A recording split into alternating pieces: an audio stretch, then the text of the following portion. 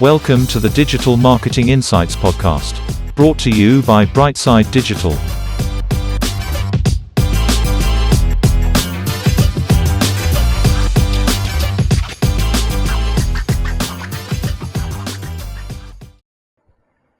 Hi everyone, welcome to the show.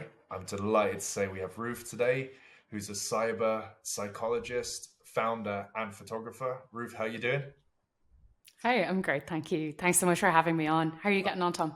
Yeah, great, thank you. And yeah, honestly, Good. really excited about this. So thanks so much for doing this. No worries at all.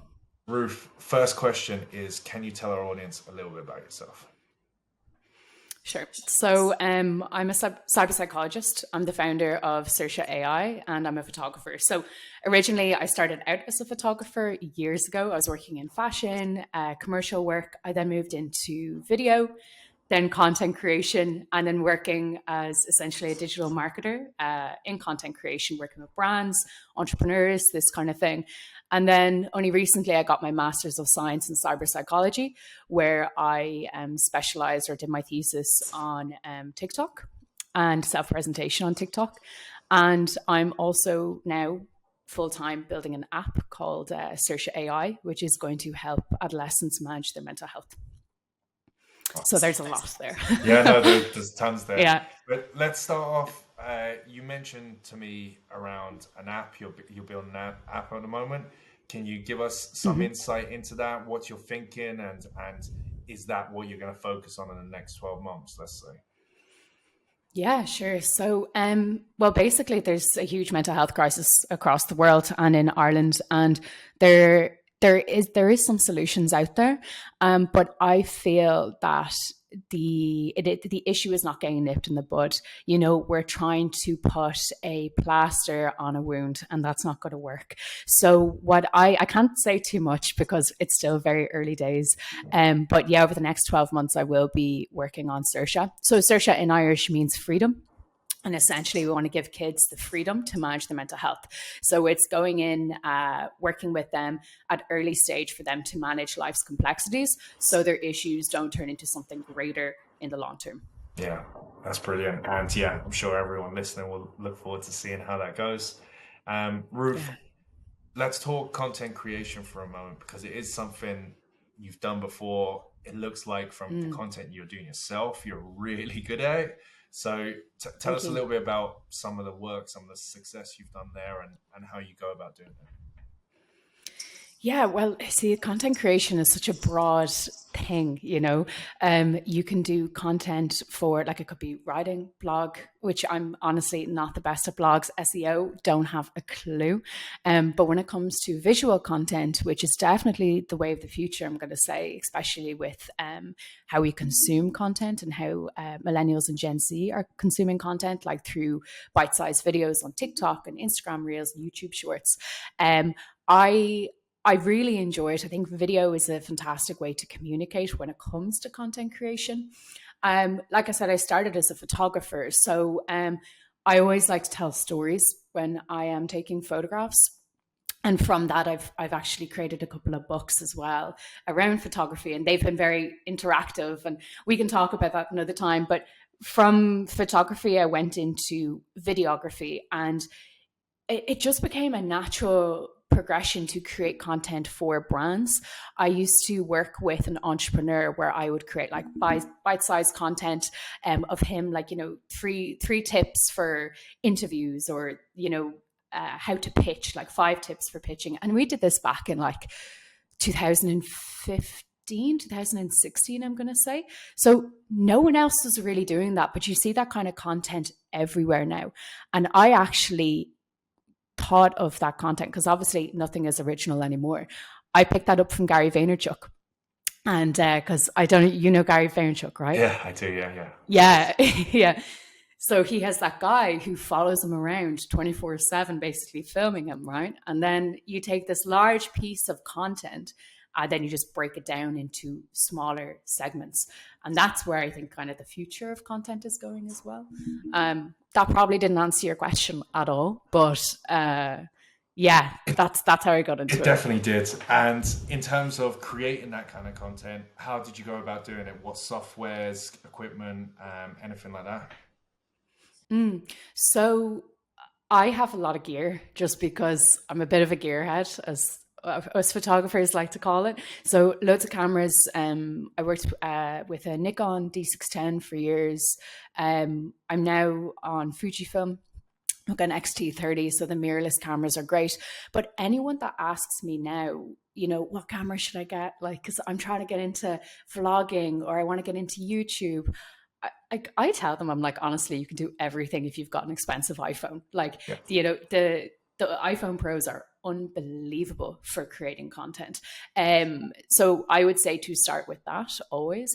But then, you've got like mics, you've got tripods, you've got lights, but everything can be bought cheap. You can buy all of this gear on Amazon.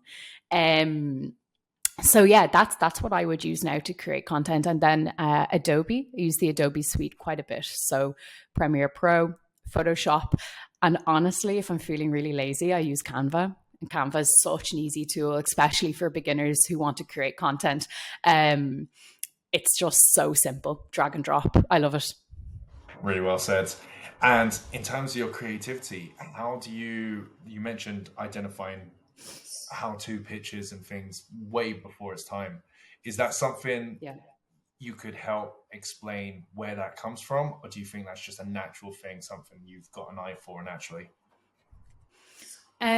So could you rephrase the question? What do you mean? Yeah, of course. So in terms of creativity, how do you get your mind into a mindset of finding that different thing? Like how do you understand an industry and then look for the opportunities? I think it's a case of absorbing yourself within, first of all, asking yourself what is the end goal of what you want to build, or if there's something you want to do, and then who maybe you're marketing to, looking at it from their perspective and that kind of persona. But for me personally, I think it's a bit of an intuitive, natural thing. Sometimes a lot of my friends come to me and they're like, "Oh, I'm trying to do something," and I'm like, "Oh, this would be great if you did this," or I've got ideas for a lot of things. But a lot of that comes from writing. So I write quite a bit. I try to write like for a half an hour in the morning of just whatever comes to my head. There's this book called The Artist's Way, and it's by Julia Cameron, and it's kind of like you can go on like the Artist's Way retreat, and it's about like developing your creativity. But one of the things she has is the morning pages. So you would just wake up, first thing you do, and you write 3 pages of like pure consciousness, stream of consciousness, whatever comes to your head, doesn't matter what it is. But what that does, I find, is gives me space before looking on Instagram or checking your emails. It gives your mind space to think. And then throughout the day, what happens is, let's say, for example, you go for a walk, things come to your head, you start absorbing content, but you see it in a different way than you would if you were constantly bombarded, because you're actually continuously giving output rather than just taking input, and once you start continuously putting out work, and honestly, it can be absolutely shit. Your writing can be shit, your photography, like your video, you could start graphic design, it could be so bad, but if you just keep doing it, something will click, something will get there. And I think it's just that practice element and being open to opportunity, open to seeing different perspectives, and just going from there. That's what I would say. How about new sources of information? Is there any go-to websites or channels or anything like that you get your insights from? Yeah, so like I said, I try not to absorb too much, because I find, honestly, the media is so noisy. Like there is so much out there, and I feel that I would rather be a creator than a consumer. And if you consume too much, you will never create.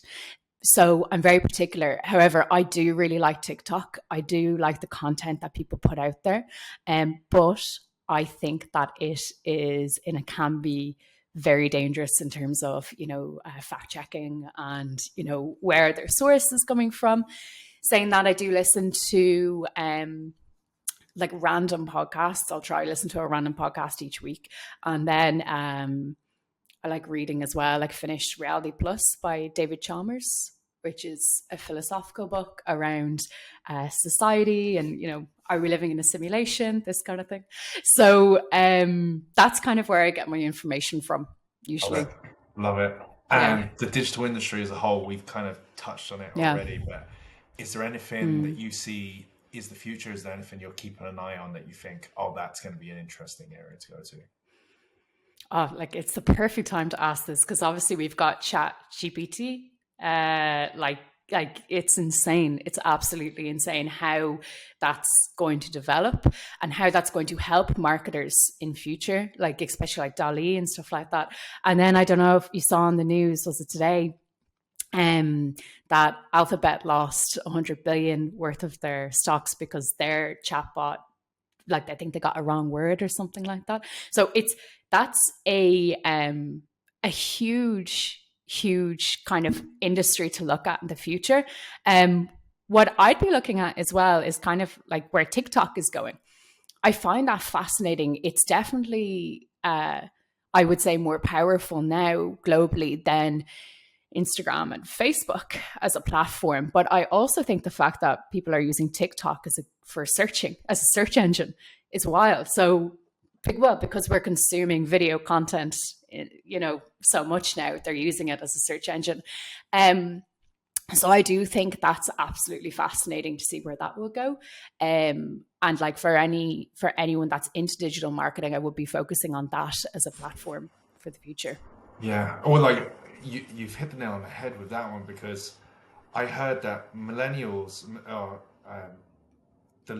basically the latest generation, which I would say is from about 16 plus, that age group, they're searching for hotels and locations to travel to for the holidays completely on TikTok. There's like a really high percentage that search those kind of things. So if there's any Irish businesses listening and you have a services business, especially one that's based around entertainment or hotels, you're going to have to create a TikTok just to get that audience, try and put your best selves out there and just have that video out there because it's search. That's exactly it. And I wouldn't even say like hotels and that kind of thing, like, well, them as well, but it's every single business. So one of my friends runs a salon, like a beauty salon in Terenure. It's called Lux Dublin. And it's like, she's absolutely killing the game. Like I see her and I'm like, you're amazing, keep going. But I was with her recently and I was like, are you on TikTok yet? And she's like, oh, I don't know. I didn't really get much traction when I started. And I was like, nah, get back on it. It's consistency, because you might not think that you're doing well, but people don't care. They will literally just search, okay, let's say beauty salon in Dublin. You want to be the top one there. But yeah, for every single business listening, I would say get on TikTok as soon as possible. Yeah. Ruth, you're inspiring me to do more TikTok work. So yeah. Are you on TikTok, Tom? I am, yeah. Well, from a business point of view, and that's why I'm doing more video episodes, because the animated podcast versions and things like that, they're not having the engagement, because you need that human element, I think, to some extent from 100%. what I'm doing. So hence why we're doing these in video as well now. But Definitely. yeah, away from that, obviously we could talk all day, but I do have to ask you my last question of the show, Ruth, which is, okay, no worries. I'll definitely have you on at some stage again. But if you could bottle up one personality trait that you have yourself, Ruth, that you could pass on to others, what would it be? Yeah. Adaptability and embracing the fear of failure. I'd say. Well, like, yeah, I would say so. I think adaptability is so, like, it's so important right now, because if you don't, like, there's so much change when it comes to technology and the job market as well. If you don't adapt and learn to grow with the technology and embrace it, I just think you're just gonna be completely left behind. And then also embracing the fear of failing. Like, you're better off failing 100 times than being successful, rather than just not trying. So yeah, I wish more people would do that. Pretty well said. That's it, Ruth. Thanks so much for being on the show. But if anyone could reach out with you, touch base, maybe share ideas, how can they? Yeah, sure. So my LinkedIn is just Ruth Guest. You can add me there.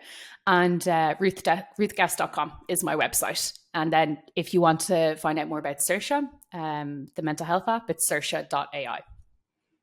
Yeah. Thanks so much for being on the Cool. show, Ruth. And yeah, thanks everyone No for worries. watching, listening. Thanks, Tom. Bye.